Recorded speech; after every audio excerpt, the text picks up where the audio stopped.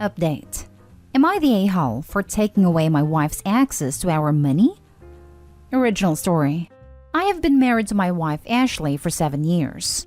I am the only one that works, and Ashley spends her time volunteering at a charity she started. I am fine with this, as I make enough for both of us.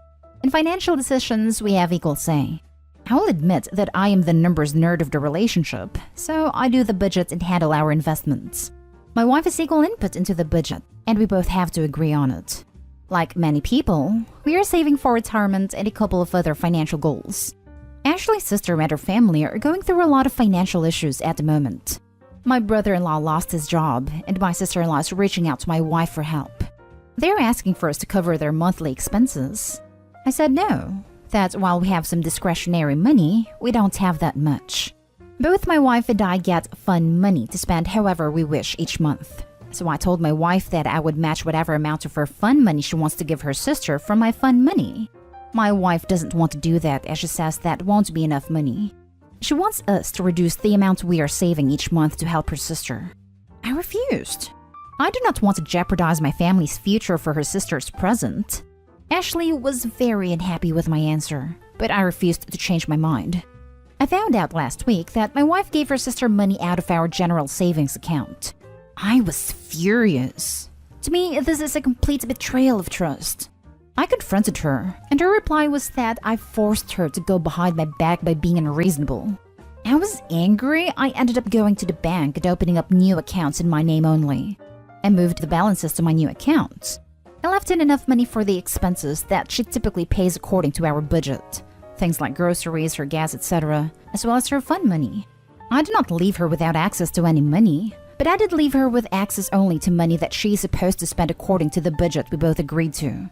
I went home and told her what I had done, and now she's accusing me of financially mistreating her.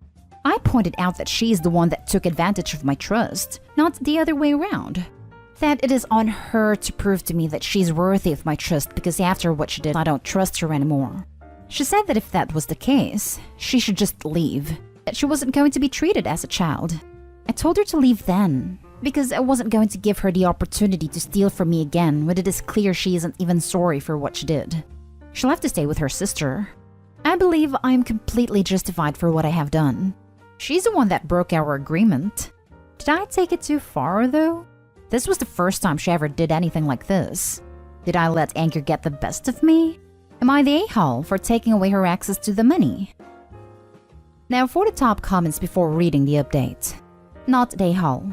You nailed it there at the end. She stole from you. No excuse.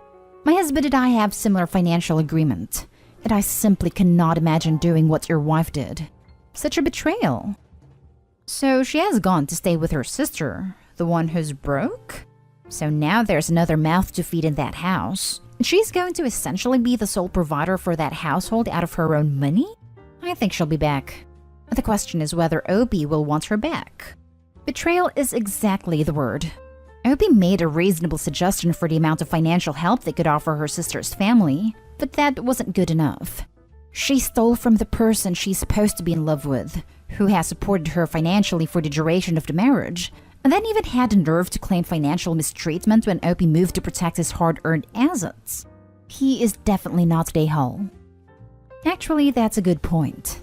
Will sister even want her now that she doesn't have the seemingly unlimited funds of support as monthly sister might have been hoping for? Will wife be out with sister and Opie? Hopefully we get an update. I came here ready to thank you were an a-hole from the title, but I think that what your wife did was awful. You said you would contribute the same amount of fun money as she did to her sister, doubling the loan effectively, and your wife went behind your back to unilaterally take joint funds, so her fun money won't be affected. You are not the a-hole. Your wife is being an unreasonable mooch. Normally, I hate how quick Reddit is to tell people to dump their partners, but if you don't have kids, now is a great time to consider whether you can handle a lifetime of this person and his behavior. Exactly. If the wife wanted to give a larger amount of money to her sister, then she could, I don't know, get a job? Not the a-hole. She was the person who was being unreasonable here. You did not mistreat her financially. I am not sure if this was taken too far. It sounds entirely reasonable for what you have written. I guess you need to ask yourself what you will do if she doesn't compromise at all. That is the big question. I love her, but I can't see myself staying with someone I can't trust. Now for the update. Well, it looks like the posters that commented that my marriage is doomed were correct. First, after reading the posts, I agreed that it was not fair that I had access to our savings and she did not, even though she gave some away without my consent. Following the advice of several posters, I contacted my bank and I found out that the account could be changed, so that while both of us could deposit money, it would take both our signatures to take money out of the account. This would give her the same control over the accounts that I had by putting them under my name. I contacted Ashley to let her know that I would put the money back in the joint account if we switched the account to require both of our signatures. She said no, that just showed that I didn't trust her. I told her I didn't, that she had taken money without my consent, so of course I didn't trust her. She refuses to change the account and I refuse to give her unrestricted access. So right now, I am still the only one with access to the money. We also tried marriage counseling, another suggestion that posters brought up multiple times. The counselor asked both of us to say what we thought was wrong with our relationship. Ashley said that I had mistreated her by taking away her access to money. I said that Ashley had broken my trust by giving away money without my consent. It took a few sessions, but it's because pretty clear that we just weren't going to see things the same way. I wasn't going to commit to supporting her sister's family, and she refused to see giving them money without my consent as a breach of trust. The kicker came when it got to be close to the end of the month, and Ashley demanded, not ask, demanded that I put $3,000 in the account for her to use to pay her sister's bills. Her reasoning was, since she stayed there, we owe it to them. I told her she was ridiculous, and that if I wouldn't do that while we were together, why in the world would I do it now? She walked out of the session and told me that she wouldn't continue counseling until I agreed. I contacted a lawyer and filed for a legal separation, and will be filing for divorce. I found that I'm legally obligated to pay usual and ordinary bills of the household, but I am not required to pay any bills for where she moved to since she left voluntarily. So I'm doing what I am required to, including things like paying for her car insurance and her cell phone, but I'm not giving her access to any other funds. She has asked, more like demanded, I give her money as she will be getting it when we divorce, but I don't have a way of making sure whatever she is given comes out of the final settlement. So I'm refusing. I can't stress this enough. Obey your attorney. Do not take the high road or man up or any of the other BS things people are going to tell you that you need to do.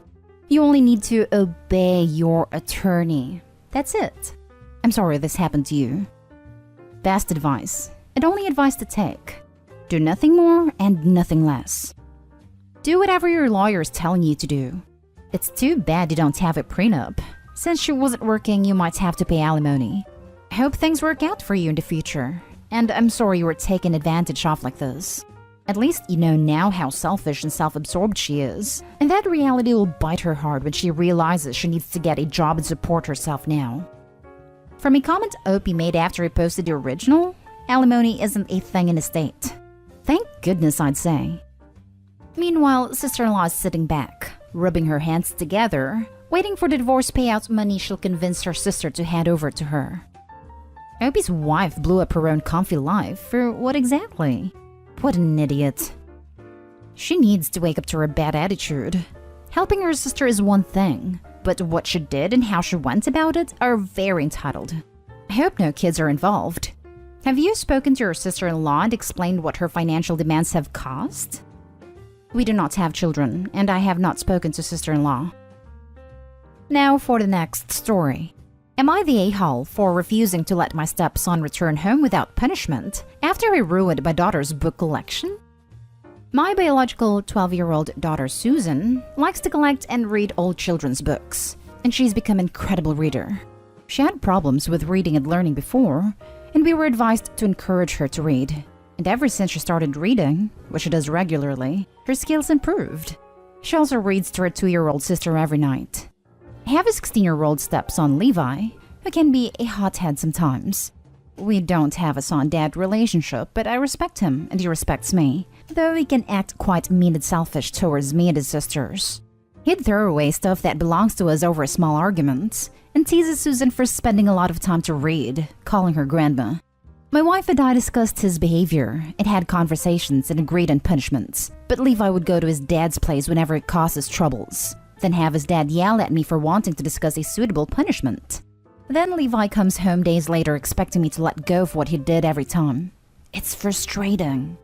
I got a call at work from Susan saying Levi took her entire book collection and threw them in the pool after she refused to lend him and his friends her camera for a trip. My wife helped get them out, but they were wet and some were torn.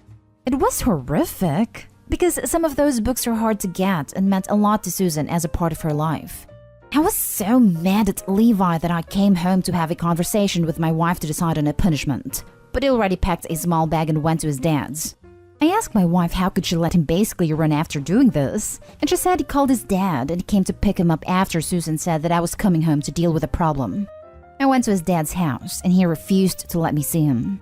I told him how Levi was hiding from consequences, and his dad tried to justify why Levi was acting out by blaming me for how me and Susan treat him. He even said he'd get CPS involved if I ever tried to punish him, because I'm not his dad, so I have no right. Adding that what Levi did was a reaction to my daughter being mean to him. He told me to leave because Levi won't come home till I promise not to do anything about what he did and put it in writing. I told him Levi should stay here with him then. He's not gonna come back till he get a proper punishment. His dad argued it's his mom's house too and called my wife. And she asked to let this go and we'll figure out some way to resolve it. But I don't think it's fair for Susan to have her books ruined and Levi getting away with it. They're asking me to let it go. But this will only encourage Levi to do worse if I don't deal with it now. It's been 2 weeks and my in-laws say I was out of line for banning Levi from coming home and are telling me to step back. But I refused. Edit. Levi's dad thinks that because I'm not his bio dad, then I have no right to punish him for whatever he does in the house. In the past, his dad caused issues when I used to take Levi's electronics that his dad bought as punishment. Then I got talked out of punishing him every time he did something unacceptable, whether to me or his sisters. I've arranged for family therapy, but Levi's dad refused to let him go. I'd like to mention that my in-law said that Levi is willing to apologize to Susan, and so this should be enough to get this over with. But I kept saying no, and for that I'm being considered at fault. Now for the comments. Not today, Hull. If your wife refuses to punish her son, then you need to divorce her. Or at the very least, move into a separate house with Susan and your youngest daughter until Levi's out of the house for good. If your stepson continues to get away with hurting Susan with no consequence, Susan is going to suffer greatly. This is a hill to die on. Edit. To everyone telling me that divorce is a crazy suggestion and is an overreaction, I would like to point out my suggestion specified that he should do it if his wife refuses to punish her son. I'm not saying that he shouldn't try to convince his wife first. I'm saying that if she continues to go along with her ex-husband and refuse to punish her son when her son does horrible things to his daughter, then Opie needs to separate his daughters from the stepson. If Opie does manage to get his wife on his side, then no, obviously he shouldn't need to divorce his wife. Agree 100%. This is a hill to die on. Not just for the daughter, but also Levi. He needs not only the consequence of his action, but intervention from a trained professional. I'd start with selling everything he has at your house and using the money to start replacing her books. A-Books is a good website for purchasing hard-to-find books. Another vote for this being a hill to die on, your daughter needs to see some justice here. Not today, Hull. You don't teach respect by acting disrespectfully. Children are smart enough to see hypocrisy for what it is. Justice is banning the boy from the house. Stealing from the boy would only be revenge. Solving the issue would be dealing with the mom who lets this happen. File a complaint in the small claims court for the value of the books. Keep it up with everything he destroys. When Bio Dad is on the hook for paying all of his destructive behavior, he'll change his tune. Now that sounds like a plan. I couldn't imagine losing my books at the hands of a sibling, especially considering the book prices aren't exactly going down with time. Last story is titled, Am I the a-hole for not telling my ex and her boyfriend that they should act like the soccer game was life? I, male 25, have an 8-year-old son who loves soccer more than anything. He plays in a team, he plays with friends, and he even joins me and my friends on Saturday evenings. His mom wasn't in his life until he was 7. I don't know why she didn't want to be in his life, but I accepted it. I'm saying this because till now, their relationship is rocky. His birthday was a week ago, and after he celebrated with his friends, I finally managed to get a whole day just for my son. Considering that I can't let him stay up till 1 a.m. to watch Copa America, I recorded the game of his favorite team, Colombia against Brazil, and we were ready to watch it on Saturday. A few friends of mine came with a Brazil flag and a Colombian flag, so that in case Colombia won, my son could laugh at my friends. Their idea. My ex and her boyfriend came too. No clue why she brought him, as we never invited him, nor did my son. We threw a few steaks on the grill, got ready, and started the game. Then the boyfriend of my ex wanted to bet on the game, searched up the stats, and noticed that at this point the game happened a few days ago. Instead of rationally thinking and playing along, he simply said Brazil won 2-1. I was too late, but still told him to shut up. My son went upstairs in his room and me and my friends wanted them to leave for what they did. I got a call later the day from my ex, saying that I should have told them this in advance. I simply hung up and ignored all the other calls. Am I the a-hole? Edit. My ex doesn't understand soccer, and her boyfriend wasn't invited. So I thought that I don't really need to tell her the game is recorded and not live. Who the hell places bets on a game at an 8-year-old's birthday party? Real winner, that guy. Never thought about that. And on top of that, for a sport he clearly doesn't follow, otherwise would not have needed to look up on his phone to find out the game was from 2 days before. Not the a-hole.